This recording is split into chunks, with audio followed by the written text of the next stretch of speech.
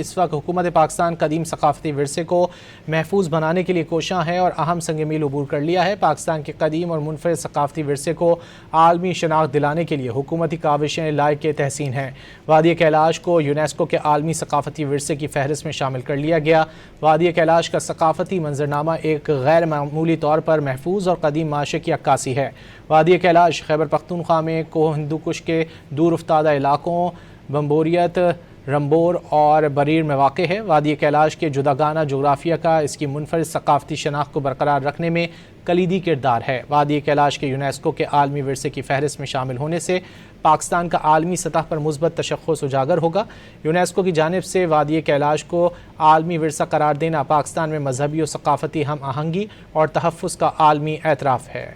اس وقت حکومت پاکستان قدیم ثقافتی ورثے کو محفوظ بنانے کے لیے کوشاں ہے اور اہم سنگ میل عبور کر لیا ہے۔ پاکستان کے قدیم اور منفرد ثقافتی ورثے کو عالمی شناخت دلانے کے لیے حکومتی کاوشیں لائق تحسین ہیں۔ وادی کیلاش کو یونیسکو کے عالمی ثقافتی ورثے کی فہرست میں شامل کر لیا گیا۔ وادی کیلاش کا ثقافتی منظرنامہ ایک غیر معمولی طور پر محفوظ اور قدیم معاشرے کی عکاسی ہے۔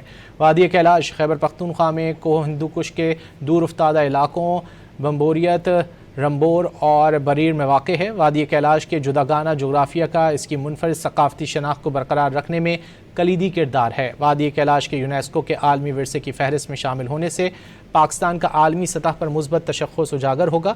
یونیسکو کی جانب سے وادی کیلاش کو عالمی ورثہ قرار دینا پاکستان میں مذہبی و ثقافتی ہم آہنگی اور تحفظ کا عالمی اعتراف ہے۔